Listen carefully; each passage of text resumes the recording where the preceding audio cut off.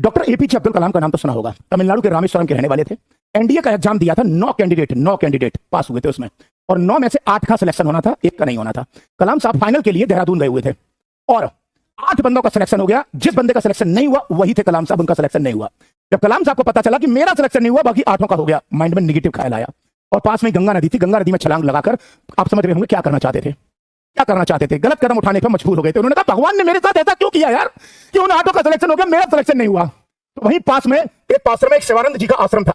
उस आश्रम की पहाड़ियों पर चढ़ते हैं और जाते हैं और गलत कदम उठाने की सोचते हैं। तभी शिवानंद महाराज कहते हैं कि रुक जाओ, क्यों उठ कर रहे हो ऐसा। उन्होंने कहा मेरी लाइफ खत्म हो गई है, मैंने एनडीए का एग्जाम दिया, मेरा फाइनल सिलेक्शन नहीं हुआ, जीवन में कुछ बचा नहीं है। वो कहते हैं कोई बात नहीं, कल उठा लेना गलत कदम, अभी कुछ खा लो पी लो। और उस वक्त कलाम साहब खाना पीना खा लेते हैं। अगले दिन कलाम साहब पूछते हैं मैं क्या करूं, मेरे पास कुछ बचा ही नहीं। तो शिवानंद महाराज कलाम साहब को जो जवाब देते हैं ना, वो जवाब हर आदमी को सुनना चाहिए। बताए वो क्या कहते हैं, बताए वो क्या कहते हैं। वो कहते हैं कि भगवान ने तुम्हें पायलट इसलिए नहीं बनाया क्योंकि भगवान ने तुम्हारे लिए पायलट से भी एक ऊंचा पद सोच रखा है। याद रखा करो दोस्तों, याद रखना हमेशा, जीवन में इंसान कभी भी असफल नहीं होता।